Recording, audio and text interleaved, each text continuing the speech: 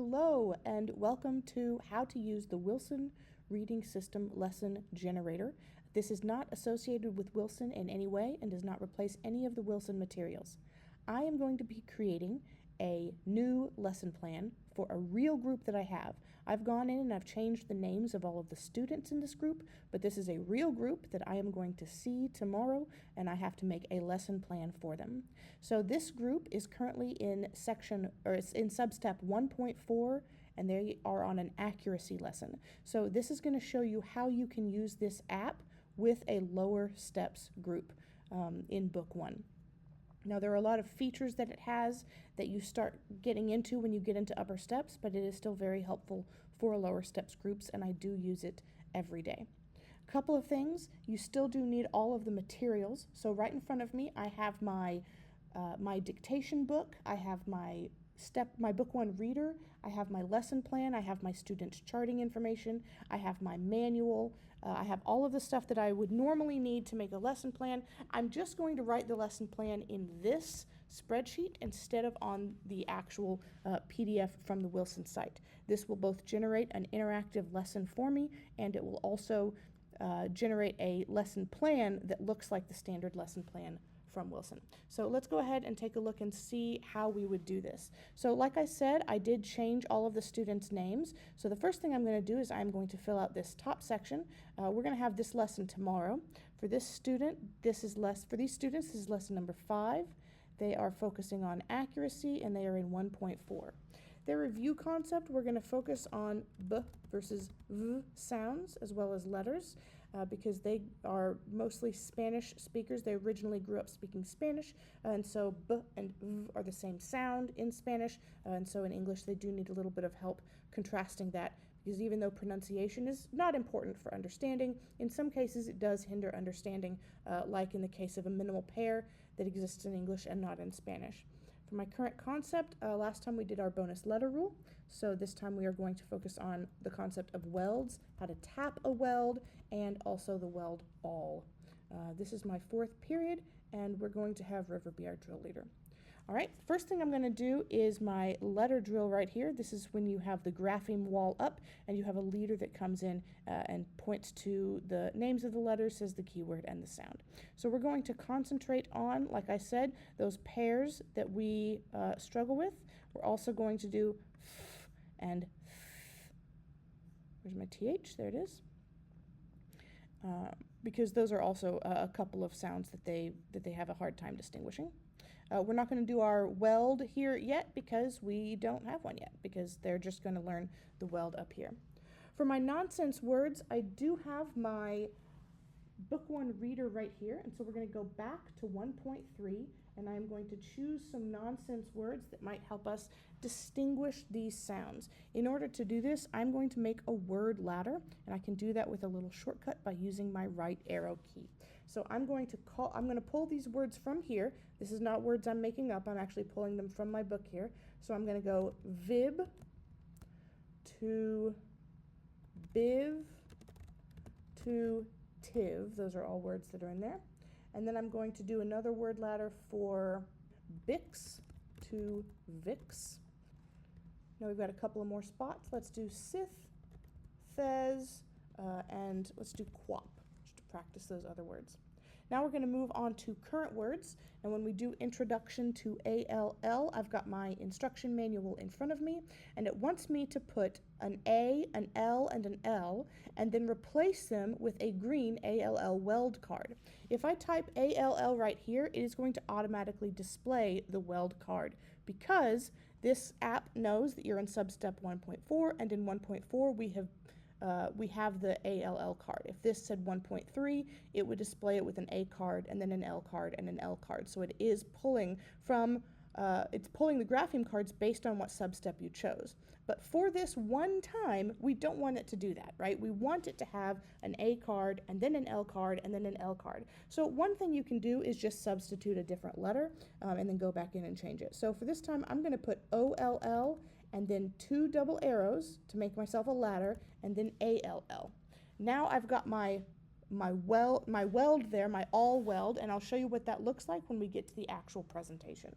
Now we're going to start adding some words. So we've got ball, fall. Those are the two that it suggested. And then it wants me to pull some other words that end in the all sound. So let's do hall, mall, and Paul. So there's going to be some good practice there.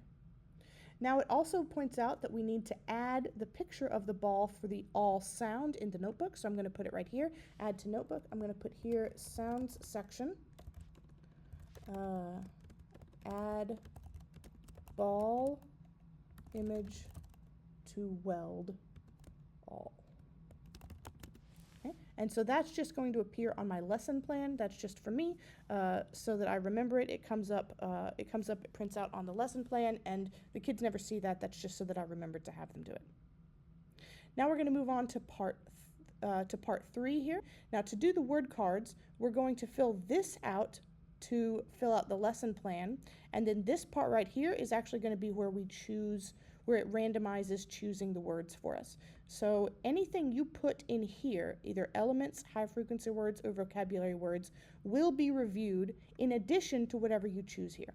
So if you only want specific elements, high frequency words, or vocabulary words reviewed, you just type those here, and then here you just will choose none for all of these. But if you want to review some specific ones and then also add a couple of random ones in there as well to fold in, then you can choose both. You can type them here, and you can also choose some here, and it's going to pull in some random ones. Now we don't have any elements. Our current substep is 1.4, and I'm going to make our activity be mark my words, because this is a new marking. The kids have never boxed a weld before. They need to practice with it. So that's going to be the activity that we do while we're pulling charting. High frequency word review, we're going to review the word does, and we're going to add a high frequency word you, your, to, and into. Now notice that this pops up this little arrow, which is it's like a warning, right? It says invalid, it's out of range. It's okay. As long as each of these words is separated by a comma and they're real high frequency words, it will populate correctly. The drop-down menu is, in this case, just designed to help you remember what words are available and to help you choose. All right, so we're not going to review any vocabulary words. We'll do that later when we add a new vocabulary when we get to our comprehension. Now I've got my word list charting part 4. Now I'm going to find a word list charting level that has some ALL words. So let's go ahead and open up my reader, and the ALL is going to be on AB. It's an AB level, and it's 59. So we're going to do 59. The top of page 59 is going to be our practice, and the bottom of page 59 is going to be our chart. And again, our activity is going to be mark my words, and right here I'm going to give them instructions. This won't appear on the lesson plan. This will appear on the screen for the students to follow the directions. So I'm going to put box the welds at the top of page 59. Now I have my sentences. My first sentence that has all sounds in it is going to be on page 68. And now I am done with planning part 1 or block 1 of the lesson, and I'm going to move on to spelling. So for spelling, again, we're going to practice those short sounds. We are going to also practice these sounds that we have been contrasting there. And now I'm going to move into my all. Now, this right here, you'll notice we didn't do the welded letters here, and it's because we hadn't learned it yet, but now we have learned it, and now we're in the spelling part, and we can go ahead and practice it. One thing I do want you to notice is these sounds are written like sounds. This is an O with a breve on top of it for aw, and then followed by the ul, and it's got the slashes to indicate that it is a sound. You do have to type it in, or you do have to put it exactly like that in order for the program to know what it is that you're doing, because if you just use the letters, it's not going to be able to find it. So for example, some of these you could type in, so like, and these consonants, if I want to add a G, if I type a G, it's going to find it, it's going to pop it up. But here, if it has a special character like this, if I wanted to find that, I can't just type O and find it. If you have a special keyboard that will allow you to find a breve, I don't think I even have a breve on this one. I have a macron, but they haven't learned the sound O yet. They've only learned the sound or all. So it's easiest to just grab the drop down just to make sure that it is accurate, that it finds it. We don't have any word elements to add, and we're going to practice spelling does, just does, not do, does, you, and your. Our review and nonsense words, again, I'm going to get into my dictation notebook, and I'm going to review some words from 1.3. We're going to choose veb, vib, yeb, and dep to practice spelling. And then my current words are going to be ones with welds. We're going to do a bunch of welds, but the first thing I'm going to do here is I'm going to do ball and then doll so that they can see the one major exception to the all weld rule, because it's a very common word, and that way we can get that sort of out of the way to practice with them real fast. We already did ball, fall, gall, and paul. So there's our practice. Now for my dictation, we're done with sounds drill, and now we're going to do dictation. For sounds, I'm also going to keep doing these. These kids need lots of repetition with this kind of stuff, and so I'm going to give them all of those new sounds. For our real words, we're going to do sort of a mix of some stuff. Let's do chess, miff, wall. Let's practice doll again, because they will need that repetition a little bit to remember that that's an exception there. And then null, because those ULL words really get them. Hull, null, cull, dull. Really have a hard time with those. Speaking of all, let's do chul, ques, and zal here for our nonsense words. For our phrases, does your job. We got 2 and 1. Do you and Bob. And was with your dad. I like adding with in there, because even though it's not an irregular word, most of my kids want to spell it W-I-F-F, and so any practice is good. You fell on the path. And again, I'm not making these up. These are from the dictation notebook. I'm just looking at it and finding sentences that will work. You will pass math. Sal was on the call with Jess. Oh, no, I can't spell. Which I really like that one, because you've got in Sal and in call, so they can see that it's the consonant that's making the vowel change the sound, not the vowel itself. All right, now we've got fluency. So we finished blocks 1 and 2, and now we've got fluency. Let's do, we're going to do this story, The Big Hit. And I scanned over it, and I could see that my students were going to need help with the vocabulary word pop. So I went ahead and added pop in here, because we're from Texas, and pop does not mean a Coke or a soda. It means that you're getting punched in the face. So we went ahead and added this in. I added it to my 4th period class by clicking this box right here. I put the word here, the substep, because even though we're introducing it in 1.4, it's really a 1.3 word. It's a noun, it means a Coke or a soda, and here is a sentence that comes from the story. And so now I can come back in here, and because I did that, I've got pop right here, and so I can put that in with my vocabulary.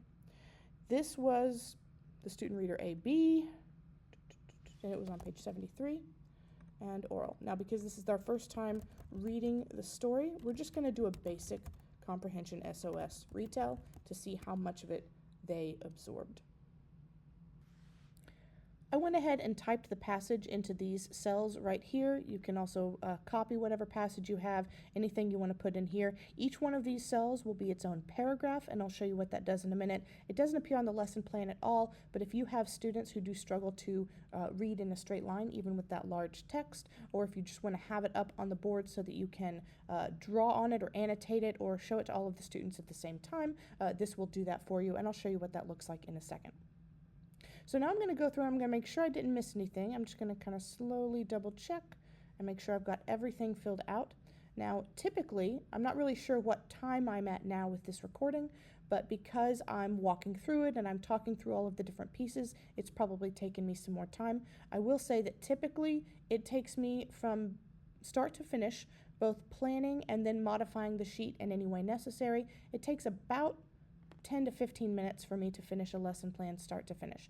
I can get about 2 lesson plans done over my lunch period if I needed to, and so I do know that it's probably about 15 minutes per lesson plan. That includes generating the lesson plan, which takes about 2 minutes, as well as editing the sheet, or it's editing the presentation afterwards, because there's always going to be something that needs to be edited. There's some stuff that I can't program in because it's not available yet, and there's some stuff that you always might need to check and make sure that everything is the way that it should be. So I'm going to go ahead and generate this. I'm going to hit WLC, that's Wild Lemonade Creative, that's my name, and here are all of our options. You can generate the lesson, the whole lesson, just block 1, each of the parts individually, just block 2, each of the parts individually, and just comprehension. You can also export the lesson plan named in different ways depending on how you organize your own lesson plans. You can also export just a dictation page and printable word cards. Speaking of printable word cards, I forgot to do this. So this is the word card sheet. This is the one that when you come into part 3, these are the cards that it's going to choose from, and it is randomly picking words from all of the leveled readers. So let's go ahead, and we're going to do, for our fat stack, we're just going to do 1.3. That's the only substep that we have passed. So we're going to do 10 words from substep 1.3, and they're going to be all nonsense words. So that's what I'm choosing right here. We're just going to do nonsense words from 1.3. For the current substep, I want to do all AB words, and I want to do 10 of them. Again, these are just going to be randomized practice. We're not going to do any high frequency words or elements because I just want to review this one high frequency word, and then we can add another high frequency fat stack later. We don't have any word elements that we can practice, and we're not going to practice any vocabulary because we are adding that new vocabulary word. So now I can go through and I can generate my whole lesson. I'm going to hit generate lesson, whole lesson. It's going to pop up the very first time that you do this. It's going to ask for permission. Just give it permission, and then it will run the script. It's going to pop up and say, please don't modify this sheet while the script is running. You click OK. And it says, hey, did you make sure to do the word cards sheet? Because you'll notice I forgot, and I'm the one who wrote this script. So it will remind you, if you're doing anything that has to do with part 3, it will remind you that you should have filled out the word cards script. Now, this is going to take between 90 and 120 seconds on average, so it does feel like it's going really slow. And I'm actually not going to choose to speed up this part of the video because I want you to see what it feels like to sit here and watch the screen for like 2 minutes. It feels really, really long because we are used to having like visual trackers that show the progress. You're at 50%, you're at 60%. That's not possible with the way that Google Sheets is set up. It's not possible for it to do anything like that. You just have to wait for the script to run all the way through. I will say this, if it does hang up and after about 10 minutes it's still not moving, you might just need to close the sheet and restart it. There is something that happens when you leave a Google Sheet open for more than about 24 hours. Sometimes a permission will get reset. So if you close the sheet and reopen it, you won't lose any of your data or anything like that. You can just try to regenerate it. All right, now I'm going to copy this. This is not a link. You do have to highlight it and then copy. And then I'm going to click OK, open a new tab, and paste in our presentation. Sometimes you'll open it up and it'll be completely blank. That's okay. Give it a minute. This is a whole lot of slides and a whole lot of stuff. Sometimes it takes a minute for it to load. So now I'm going to show you what our presentation looks like. So this is what it generated. You can see all the slides here. This is what it generated for the lesson that we just made. So I'm going to come over here and I'm going to show you, one, how do I prep this for final presentation for the kids, because there are a couple of things that I actually have to do to modify this before it gets shown to the kids, and then what does it actually look like to go through the lesson. So let's scroll down here. The first thing I need to do is any word ladders have to be manually animated. So if I put this slideshow up right now, all 3 of these are going to be on at the same time. I don't want that. I want them to go one at a time. So I have to click on it, click on these 3 dots, and click animate. It's done. Click on this next one, add animation. It's done. You do have to do that manually because there is no way to tell Google to do that through coding. As soon as they allow it, I will update this script. I will add that in. That's like the first thing I want to do. But we have been asking for it for a couple of years now, so I don't know if it's really on Google's radar to allow adding animations through Google Scripts. So for right now, just keep in mind that is something that you will probably have to do manually. All right, so here, click, click. So it really does not take very long.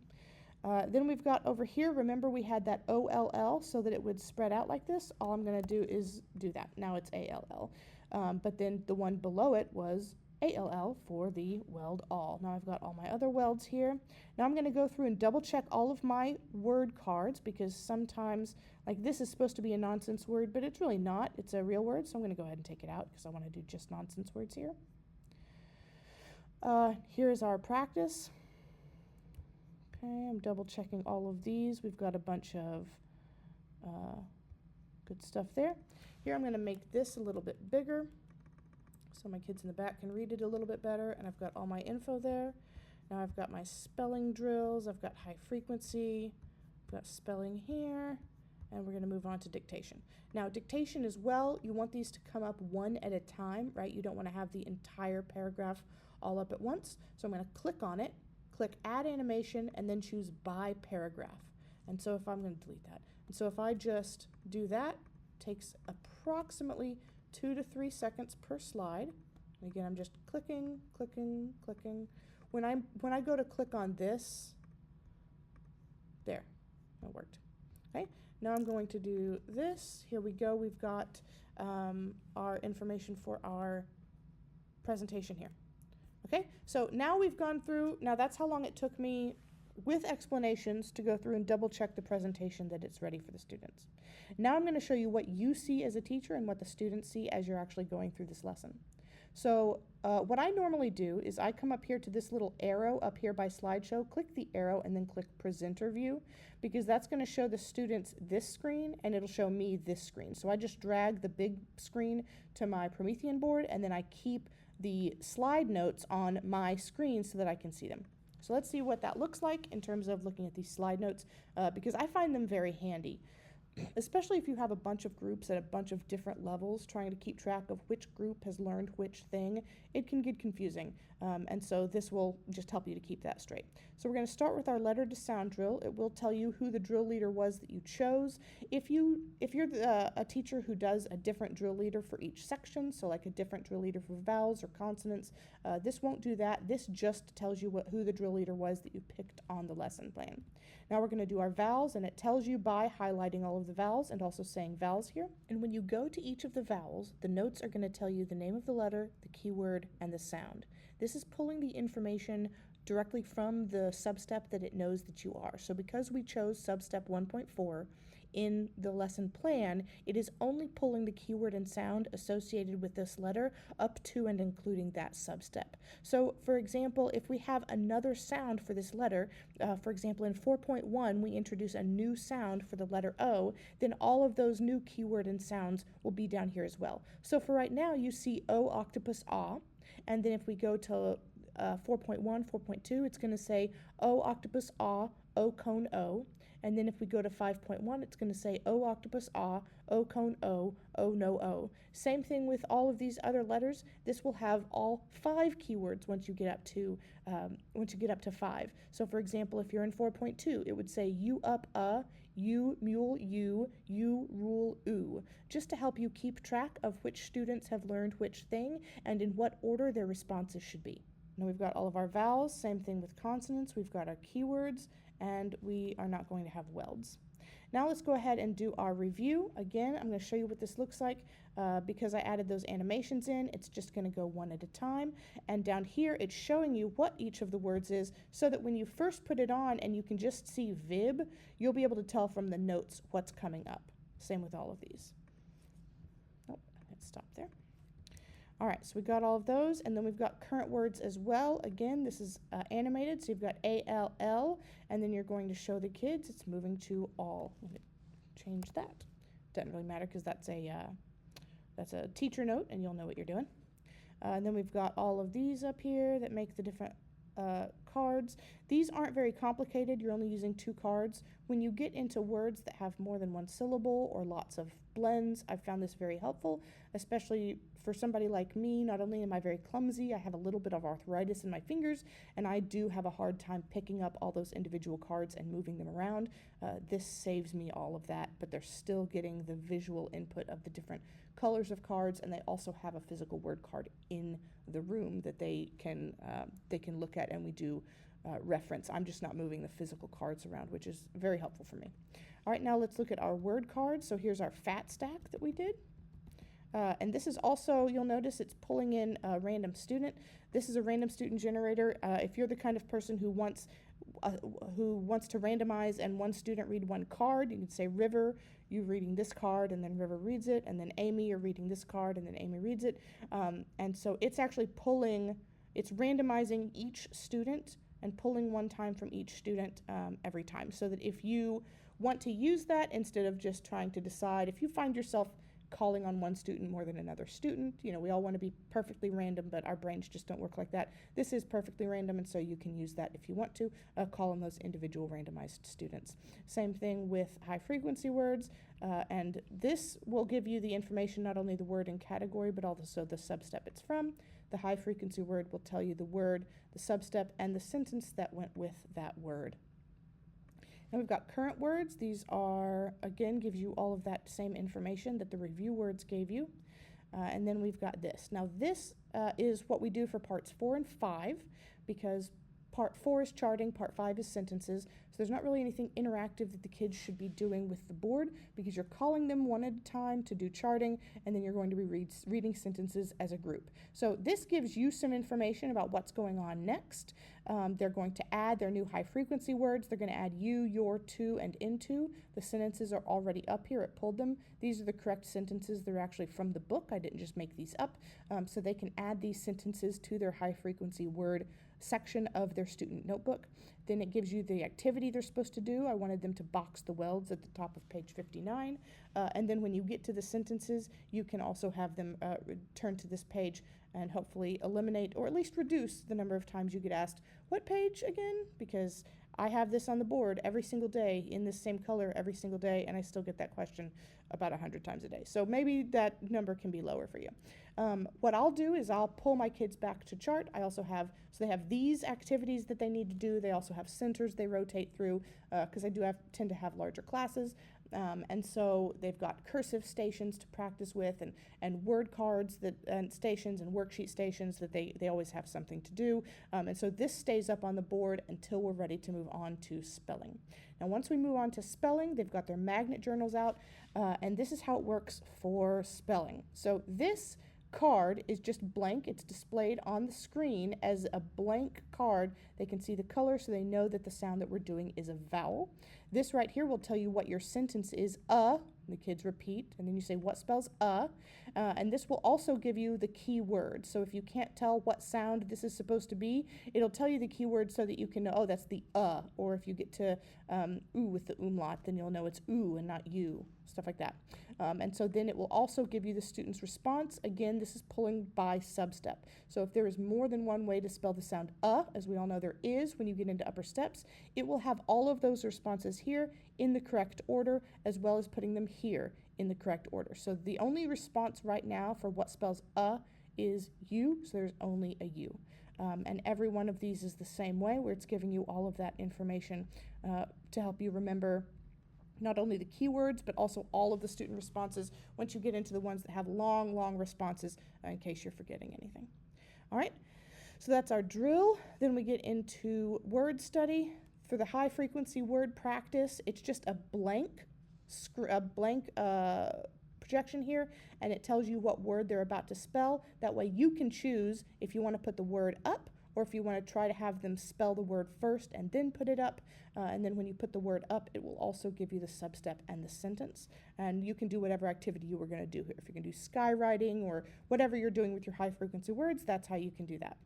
And then for the review words, it's going to look the same. Here we've got Veb, and notice here you've got a blank card just like before, and it tells you what the word is. So you can choose if you want it to remain blank and you want the kids to decide, okay, I hear Veb, what is my pattern going to be, and see, are you going to have them do the pattern, consonant, vowel, consonant, or do you want to just go ahead and have this up on the board so that they know it's going to be a consonant, vowel, consonant, and then they can move their magnets into the correct place. You get to make that choice there for your students. So it's got all of these, and so you've got this little interactive, like it'll show you each letter and sound at a time. So you get here, all right, what spells D, what spells F, what spells P, and you can show them one at a time. And the same thing with these current words. This is ball, so you can have this up on the screen to remind them, all right, we've got one consonant and we've got one weld. This is new, so this is going to be a green magnet that you're using, ball. Okay, And then we're going to go through here, and then we're going to get through dictation. And again, this is going to be, because I've selected animate by paragraph, it's only going to have one thing up at a time. So every time you click through, you could say, all right, repeat after me, p, and they say p.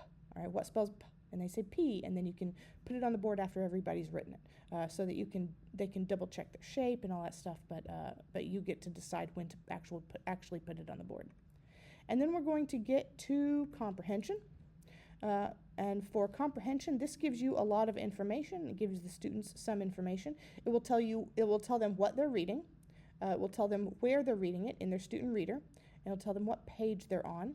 It will also tell them what vocabulary word to enter. Notice it gives them the word and the definition, but it does not give them the sentence. Here is the sentence. So if you want them to write down the sentence, you have it right there. And so they've got their vocabulary pages where they write down the word and draw a picture and put the part of speech, add the definition and the sentence. All of that information is right here for you to give them to write down. And then down here, any questions that you have entered will appear right here. For right now, we just want to do a basic retell.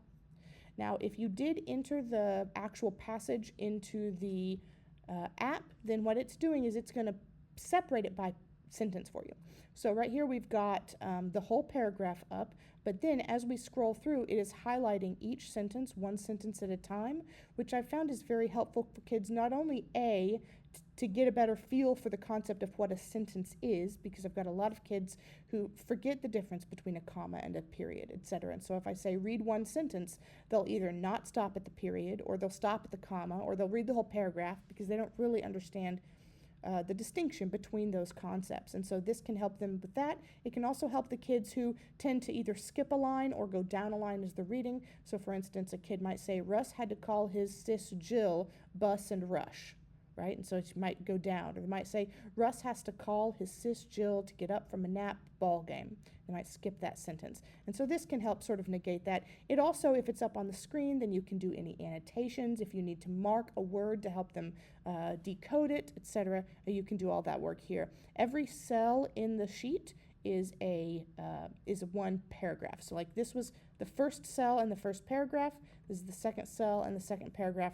And this is the third cell and the third paragraph. And then because this was part 9 and not part 10, it does have just a basic comprehension SOS sheet at the end if you're going to draw pictures to help the students remember for their retell. If you choose to do something from part 10, which you wouldn't typically in book 3, but once you get into upper steps, or not even upper steps, just higher steps than book 1, then there's a lot of other graphic organizers that you can choose from to display at the end for comprehension SOS. So that is how the generation works for the lesson plan. Let's go ahead and go back and actually print out our lesson plan, because we do need to print it. So I'm going to print it out. I name mine by group. That's just how I organize my stuff.